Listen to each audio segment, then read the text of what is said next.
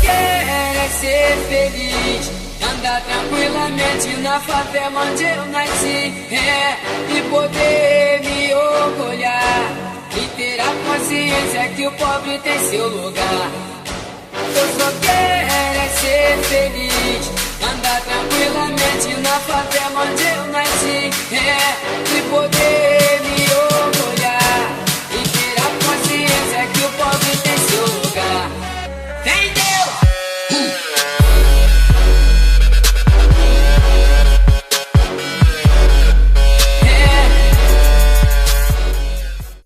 Olá pessoal, estamos aqui estreando o nosso Sociedade de Quinta. E para essa primeira entrevista, eu trago aqui Pedro Santos. Tudo bem, Pedro? Nós iremos tratar sobre um tema importantíssimo, que é greve na educação pública. Bom, o Pedro, para apresentar ele um pouquinho, é licenciando de Educação Física pela Universidade Federal do Rio de Janeiro, membro do Centro Acadêmico da EFD desde 2011, coordenador da Executiva Nacional de Estudantes de Educação Física e representante de Educação Física no comando de greve, atuando no processo de mobilização e negociação da greve. É tanta coisa que eu vou trazer uma ficha maior para poder apresentar na próxima vez que você voltar. Tudo bem, Pedro? Tudo bem.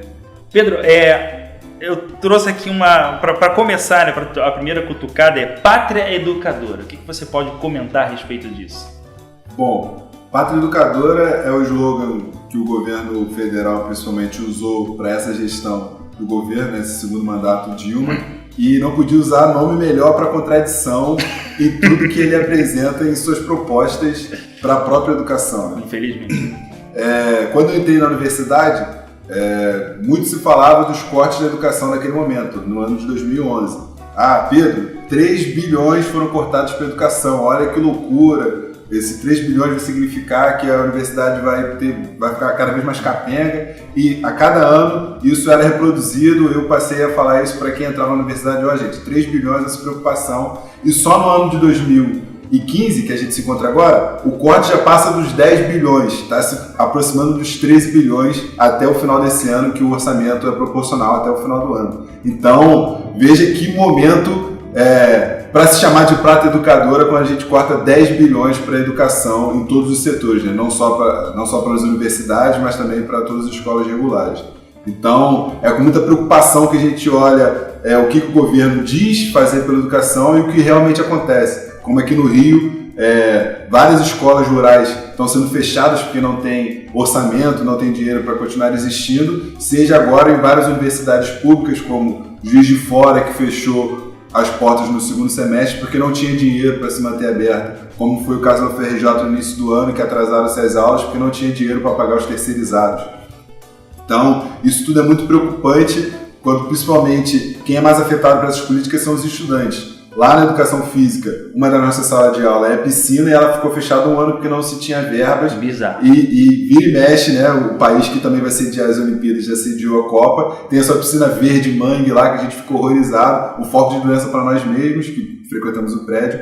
Fora as políticas de assistência estudantil, que hoje, se a UFRJ é a maior do país, é a maior evasão também. Porque as bolsas não são pagas na sua data, tem muita bolsa auxílio permanência que não caiu até hoje, desde o início do ano. Isso significa que o estudante não consegue se permanecer na universidade, ele tem que ser trabalhador em vez de ser estudante, e muitas vezes ele sai da universidade porque tem que sustentar a família e não consegue permanecer no curso que é integral, que demanda tempo, que demanda esforço, que demanda uma dedicação dele para aquela formação. Sim, e o profissional, ele acaba não se dedicando e tendo uma formação aquém do que realmente demanda, né? Não o mercado de trabalho, mas o que demanda a pessoa a qual ele vai precisar, né? Ser atendido por esse profissional, seja um médico, seja também um estudante de dança, né? E só para pontuar, né, que a UFRJ é a maior universidade pública em número de alunos do Brasil. E a Escola de Educação Física da UFRJ é a primeira totalmente civil, né, dentro do nosso país. E Pedro, mas quem mais está junto com quem mais está em greve junto com a UFRJ? E só para falar também que ela é maior em educação física também, a gente tem 2.000 alunos. A mais próxima disso são 500 alunos na Rio Grande do Sul. Então a gente é maior também em educação física da UFRJ. A pergunta é quem está... Quem mais está em greve junto com... Quer dizer, o Brasil inteiro foi tomado por instituições que pararam, e com plena razão, né, diante dos cortes que o governo fez, o governo federal, mas não só o governo federal, né, diversos estados também tiveram, como por exemplo o governador Pezão, há pouco anunciou que a educação pública no estado do Rio de Janeiro vai ter 0% de aumento, enquanto a gente está num estado, né, especialmente uma cidade que está recebendo algumas dezenas de bilhões de reais de investimentos para poder sediar os Jogos Olímpicos. Eu particularmente não sou contra os Jogos Olímpicos, mas a questão é que isso está sendo em detrimento de uma questão elementar que é a educação. Então, quais instituições estão participando ou participaram, né, do momento de greve? Perfeito. Do segmento de técnicos administrativos das universidades federais, das instituições de ensino públicas, né, do ensino superior, quase 100% está em greve. Cerca de 96% das suas escolas, institutos e instituições paralisaram os técnicos administrativos. Professores, nem tanto. A UFRJ esteve em greve hoje, já saiu. E principalmente estudantes que são quem estão levando esse movimento à frente, porque sentem mais na pele todos esses cortes, como eu falei, sobre as pautas de assistência estudantil. Então, em greve hoje está o FG, que é Federal de Goiânia, o campus Jataí também, Federal da Bahia, Federal do Ceará, a Federal do Rio de Janeiro, a Federal Fluminense, a Unirio, posso estar sendo justo aqui que eu vou esquecer alguns nomes, a Federal de Pernambuco também está, no Paraná, se eu não me engano. Para a gente ter ideia do panorama, né, de que a coisa se alastrou realmente por todo o país. Sim, são várias universidades hoje que se encontram em greve. A própria UFRJ está em greve desde 28 de maio, vai indo para o seu 4º mês completado de greve. Então é um movimento grande que a gente tenta fazer, e em contrapartida isso não significa uma pressão maior no governo. Até teve uma campanha há pouco tempo do Negocia Janine, que o Janine, né, que é o ministro da Educação, ia estar nas redes sociais respondendo a perguntas. E ele sempre fala que vai dialogar, mas o diálogo dele é só pelas redes sociais. Ele nunca sente um movimento grevista para atender as pautas e tudo mais, né? E aí, um mito que caiu nessa greve é que o dinheiro público é mal gasto, né? Isso é muito repetido, né? Isso é muito falado. O problema é da UFRJ, a UFRJ não sabe gastar seu dinheiro. Agora, a gente trocou de reitor no meio dessa greve, e o novo reitor ele abriu as contas da universidade. E lá está provado que não tem dinheiro para a UFRJ. Hoje a dívida pública da Universidade Federal do Rio de Janeiro é de mais de 350 milhões, que é maior do que o estado do Rio Grande do Sul. Isso prova que não é um dinheiro mal gasto, é falta de repasse de verbas para a universidade. Então, quando a gente pede lá por mais bolsas de assistência estudantil, mais construção de prédios, ampliação dos bandejões e dos campos que são ventilados pela Prata Educadora, que são implementados na universidade pública, não basta simplesmente o reitor relocar verba de onde não tem. É preciso de mais repasse de verba para as universidades federais. Então, a nossa luta nessa greve, principalmente, deixa de ser com os reitores de nossas universidades, continua sendo, mas deixa de ser imediato uma relocação de verba, e passa a ser com o governo federal para mais repasse de verba para a educação. Não só como uma palavra de ordem já foi feita nos últimos anos e tal, desses processos de lutas que veio principalmente dos anos 2010 para cá, assim, né? Tanto é da última greve de 2012, do 10% do PIB para a educação, mas também hoje a gente pede 3 bilhões para o Plano Nacional de Assistência Estudantil, que é dali que tem um repasse de verbas de políticas estudantis, de permanência, transporte, segurança. Então, é mais verba para esse segmento que vai representar, e mais políticas de assistência estudantil e de políticas de permanência dos estudantes da Universidade Federal. Sim, um contexto que é bem explicativo, né, porque a importância da assistência estudantil tem a ver com a Enem, porque o que acontece? O Enem, ele permitiu um acesso universal, vamos dizer assim, dos estudantes dentro do território brasileiro. E o que acontece é que as universidades não têm condições de receber, né, essa demanda. Então, realmente é muito bom, por exemplo, que um estudante do Acre possa vir fazer medicina, possa vir fazer história no IFIX, né, no centro do Rio, mas sendo que o cara não tem condições para poder permanecer aqui. E o que acontece? A questão do acesso, apesar de ter sido aparentemente assim, um problemão que era, por exemplo, no governo da FHC, agora expandiu para uma nova área que é a questão da assistência. Não que ela seja menos importante, né, naquele período, mas é porque agora então é um momento decisivo, né? A assistência estudantil ela é crucial para diversos alunos e cada vez um número maior de alunos na FRJ. Quer dizer, não só na FRJ, mas em várias universidades. Só para pontuar, quando você falou a questão da falta de verba, é realmente assim muito cômico. Cômico não, é trágico, né? Mas você está numa faculdade de educação física, chega a ser cômico pelo fato desse trágico, né? E você acaba uma aula e não tinha água para você poder tomar um banho. Já aconteceu comigo diversas vezes. Imagina sair daquela água muito escura, provavelmente maltratada ou não tratada da piscina da FRJ, eu ia para casa direto porque não tinha água no vestiário, né? Ou então, uma situação que aconteceu, isso foi uma coisa assim bem... me deixou aquilo assim meio comovido, que era um servente, um rapaz, um senhor que trabalhava no vestiário terceirizado, e ele estava... a descarga não funcionava.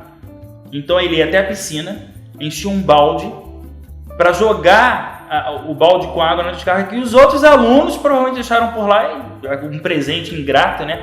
E eu comentei com ele, olha, não é sua função fazer isso. Você tem que ir embora, você não tem condições, isso é uma insalubridade que você com certeza não está ganhando. E mesmo que ganhasse, a FRJ ela não tem que te obrigar a essas condições de trabalho, né? Aí o rapaz acabou que foi lá em cima, falou com um membro lá da direção da escola e acabou sendo liberado. Mas como é a mobilização dos estudantes universitários? O que você acha disso? Então, é um desafio, né, para falar a verdade. Lá na FRJ a gente foi um dos primeiros segmentos, na FRJ a gente foi o primeiro a entrar em greve, né, os técnicos administrativos já tinham indicado sua paralisação para um dia depois do nosso, e na nossa assembleia, depois de uma derrota da Assembleia dos Docentes, a gente foi e declarou greve. A mobilização foi muito bonita, foi algo diferente de outros momentos de greve, como a própria greve de 2012, que foi a maior da educação, avalia até que antes dessa, que essa em tempo de greve vai superar a de 2012. Os professores tinham entrado em greve e depois os estudantes entraram em solidariedade às condições de trabalho. Então, os estudantes que foram à vanguarda, foram o primeiro segmento a se botar na luta. Então, mostra que a mobilização foi muito intensa dos estudantes, mas em contrapartida, o momento que os estudantes viviam nessa conjuntura de corte de verbas estava muito mais radicalizado que os professores. Esse ano, por exemplo, os estudantes estavam mobilizados desde o início do ano. Como eu falei no início da entrevista, 2 semanas de aulas foram atrasadas porque os terceirizados não estavam recebendo, os trabalhadores que vivem em regime de terceirização não estavam recebendo em dia, ficaram meses sem receber, os 3 primeiros meses sem receber, e eles não tinham condições de trabalhar, estavam sendo forçados a um regime escravocrata, análogo à escravidão, porque só recebiam a alimentação e a passagem, eram obrigados a cumprir suas horas de trabalho, atrasando aluguel, atrasando comida de seus filhos, mas eles tinham que estar lá presentes, limpando o chão e tacando balde d'água uma coisa bizarra. nos vasos da FD. Então, os estudantes ali se mobilizaram, fizeram uma paralisação e conseguiram pressionar a reitoria para resolver esse problema junto ao Ministério Público do Trabalho. E desde então, o ano se anunciava essas lutas. A gente já sabia que o corte viria pesado, não tinha ideia que seriam tantos bilhões, mas sabia que esse ano a gente teria que se mobilizar de várias maneiras diferentes. Então a gente fez uma ocupação também esse ano na FRJ, antes da greve, porque os estudantes de alojamento estavam em condições desumanas também de moradia. Tem um menino lá da FD que matou 3 ratos na mesma semana. O alojamento da FRJ tem histórias bizarras, né? E isso porque não é falta de higiene do próprio alojamento, são as condições do entorno do alojamento que levam isso a acontecer, como por exemplo uma obra que não termina, os entulhos ficam lá, ficam tendo acesso... apartamento que não tem porta, e nego improvisa, muita coisa assim, é por aí.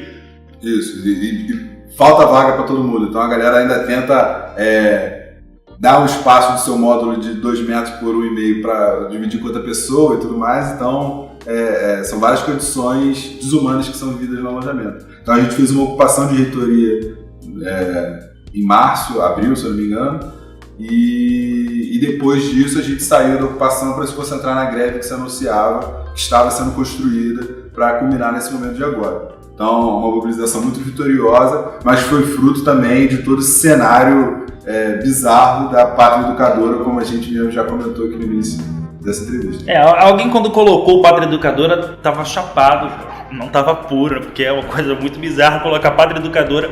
Quer dizer, num contexto político que o que você fez foi justamente o contrário, né? Apesar a gente compreender que existe um momento difícil a nível internacional, mas que é prioridade do Brasil, né? É prioridade de qualquer ser humano ter acesso à sua educação. E quando a gente não financia e não patrocina esse tipo de coisa, a gente está fadado a continuar na submissão política, com os indicadores de índice de desenvolvimento humano lá embaixo, que isso na verdade é o que acontece por várias cidades pelo Brasil. Mas quais são as perspectivas hoje de melhoria para o UFRJ ou para a educação pública no geral? Então, saiu até uma notícia no jornal o Globo recentemente, 2 dias atrás, se não me engano, que hoje a prioridade da UFRJ é o compromisso com a assistência estudantil. Então, pensando na pauta da greve dos estudantes, né? Que é o aumento do número de bolsas, o aumento dos bandejões, aumento da capacidade do alojamento, das obras estruturais que estão sendo muito tempo prometidas e não concluídas na UFRJ, a gente tem uma luz no fim do túnel. Todos os compromissos que a reitoria se comprometeu desde a ocupação e agora com a greve estão em andamento e tem como a gente cobrar de maneira positiva. Assim. O campus, o polo de Xerém, que é um polo de excelência, né, foi transferido agora para Santa Cruz da Serra, até o final do ano vai ficar pronto as obras e os estudantes vão poder... O polo de Xerém é medicina, né? Não sei se é só medicina. Não, de Xerém é curso tecnológico. Sim, Macaé é medicina. Verdade, desculpa. E o Macaé também não tem alojamento de bandejão, isso tudo está sendo perspectivado para o campus de lá de Macaé. Porque o nego pensa assim, não, vamos jogar o pessoal lá para poder estudar, vão sair lá diplomado, mas não vão comer nesse período, né? Não vão tomar banho também quando sai da piscina da educação física, mas... Macaé não tem nem convênio com o hospital nem anatômico, então imagina que profissionais são esses de medicina que não tem contato com o corpo até o final da sua graduação. Não, enquanto isso, o Hospital do Fundão, o Clementino Fraga Filho, teve aquela chamada perna seca que foi implodido porque nunca foi utilizada. Quer dizer, tratar disso, na verdade, é tratar do teu bolso também, se você for pro lado mais capitalista, vamos dizer assim, né, você que está me assistindo. Porque é o nosso dinheiro, porque é o dinheiro do contribuinte que está sendo jogado pelo lixo, né? Ou pelo menos que ele deveria ser utilizado para uma coisa que é benefício coletivo, benefício da sociedade. Então não é um tema que está muito longe de você, ao contrário que você pode imaginar, isso é uma questão fundamental. Então... Pensando no que pode vir de fruto para os próximos anos, a gente imagina que ano que vem outra greve pode acontecer, porque os cortes, essa crise que é anunciada como falta de verba para as áreas sociais e muito dinheiro para pagar a dívida pública e tudo mais, o Banco do Brasil está rindo à toa com seus lucros exorbitantes, enquanto a universidade está definhando. Então a gente imagina que ano que vem outra greve pode acontecer, ou essa jornada de lutas e mobilizações não tendem a parar ou se estagnar. São anos difíceis que a gente vê pela frente e só essa mobilização, só essa luta por melhorias é que a gente vai conseguir transformar a nossa realidade. Então, a gente perspectiva algumas melhorias a curto prazo, mas sem dúvida, tudo isso que eu falei sobre o Plano Nacional de Educação, de Assistência Estudantil e o próprio Plano Nacional de Educação, isso tudo é que vai conseguir dar perspectivas melhores para a educação nacional. Então, a gente luta por esse aumento de verbas para as áreas sociais, não só a escola, a saúde, que é o tema do hospital, o hospital universitário, como você falou, mas essa luta a curto prazo. A gente hoje sai vitorioso dessa greve, quando sairmos. Mas é uma guerra muito maior. Só que a longo prazo a gente ainda tem muita mobilização a se fazer. E ainda dá para acreditar? Ainda dá para acreditar. Não, então com certeza. Bom, Pedro, então muito obrigado aqui pela sua presença. Eu agradeço aqui por você estar tratando de um tema que é importantíssimo e espero aqui que você tenha se interessado pelo assunto, que não perca o nosso próximo programa, que é o Sociedade de Quinta, porque tudo que é de quinta precisa ser debatido. Falou, Pedro, muito obrigado pela sua presença mais uma vez. Obrigado pelo convite. Eu que agradeço ter espaços como esse para a gente debater, para levar a voz do centro acadêmico, a voz de um membro ativo aí na sociedade, e a gente luta por toda essa transformação social e que a gente possa refletir todas as práticas que a gente tem, e principalmente dar visibilidade à universidade pública, que hoje tem um grito de ajuda com essa greve e tudo mais. Eu que agradeço o convite aí e sigamos aí pensando nas melhorias do nosso país. Sim. Pessoal, o recado foi dado, hein? Até mais.